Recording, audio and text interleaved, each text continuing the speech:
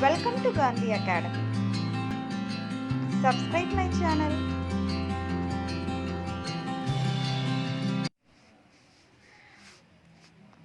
आज का विषय वाक्य रचना।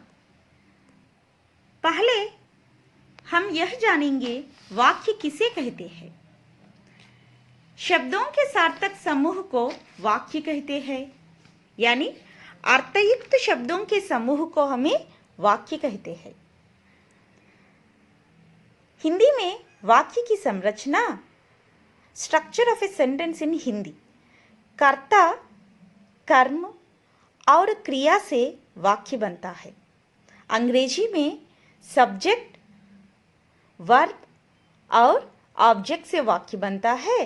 हिंदी में सब्जेक्ट, ऑब्जेक्ट एंड वर्ब से वाक्य बनता है।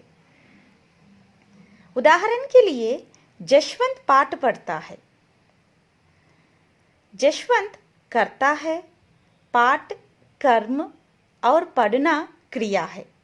इस तरह अर्थयुक्त शब्दों के समूह को हमें वाक्य कहते हैं। रचना के आधार पर वाक्य 3 प्रकार के होते हैं।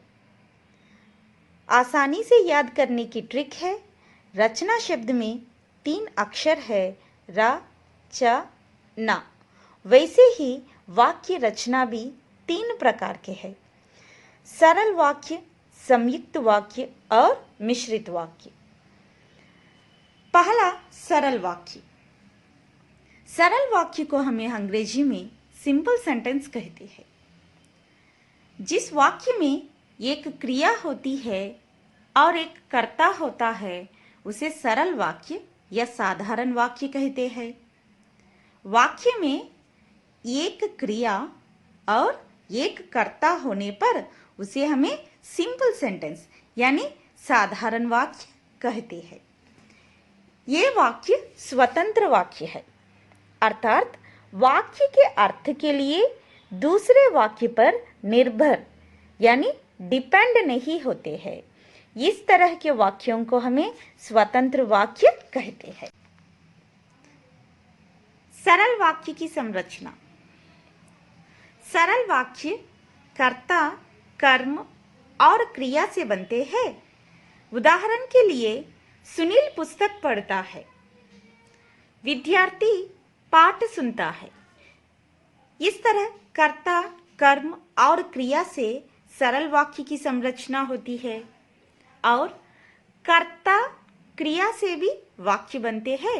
उदाहरण के लिए सुनील पढ़ता है, विद्यार्थी सुनता है।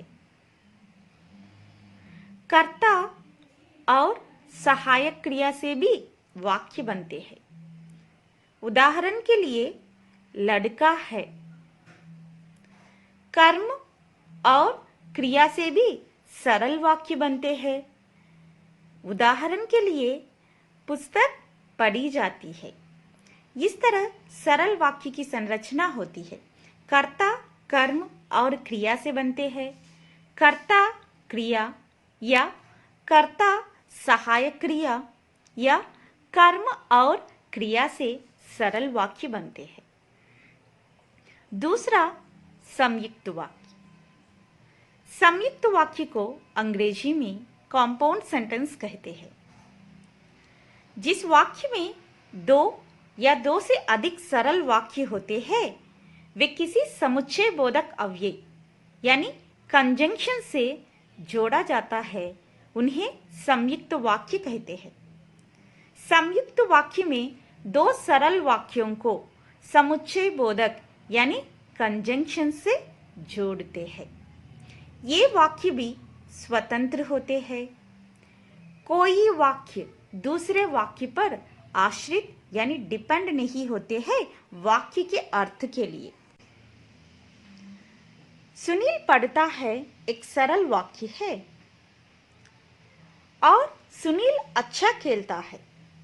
इन दोनों सरल वाक्यों को और समुच्चय बोधक की सहायता से जोड़ा गया है। सुनील पढ़ता है और अच्छा खेलता है। और कुछ उदाहरण, हम पढ़ते हैं इसीलिए आगे बढ़ते हैं। तुम पढ़ो या कक्षा से बाहर जाओ। बादल गिरे परंतु वर्षा नहीं हुई। उनकी प्रारंभिक शिक्षा केरला में तथा उच्च शिक्षा हैदराबाद में हुई और इसीलिए या परंतु तथा एवं अथवा किंतु अतः समुच्चय बोधक अव्ययों का प्रयोग होता है संयुक्त वाक्य में। दो सरल वाक्यों के बीच में समुच्चय बोधक अव्यय को हटाने से संयुक्त वाक्य दो सरल वाक्यों के रूप में बदलते हैं।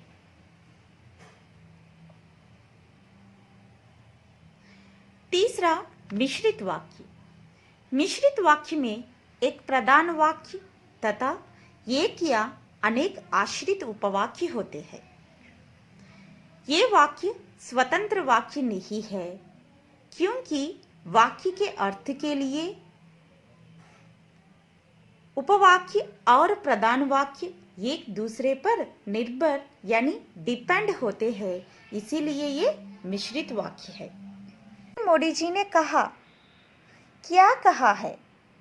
कल कोरोना की वैक्सीन आएगी। कल कोरोना की वैक्सीन आएगी किसने कहा है? प्रधानमंत्री मोदी जी ने कहा। इस तरह एक वाक्य दूसरे वाक्य के ऊपर निर्भर यानी आश्रित होते हैं, इसीलिए ये मिश्रित वाक्य है। और कुछ उदाहरण, यदि परिश्रम करोगे तो अच्छे अंक पाओगे। तुमने पूछा कि हिंदी का क्या महत्व है। इन उदाहरणों में वाक्य के अर्थ के लिए एक दूसरे के ऊपर निर्भर यानी आश्रित डिपेंड होते हैं, इसीलिए ये मिश्रित वाक्य है।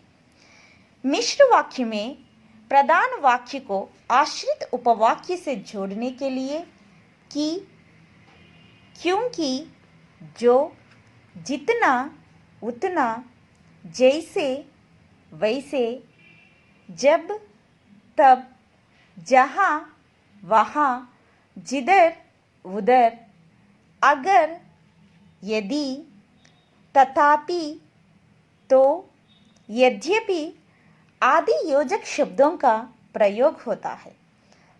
मिश्रित वाक्य में सरल वाक्य और उपवाक्य को जोड़ने के लिए इस तरह के योजक शब्दों का प्रयोग हमें करते हैं। यह वीडियो पसंद आया तो लाइक करो, शेयर करो और सब्सक्राइब कीजिए।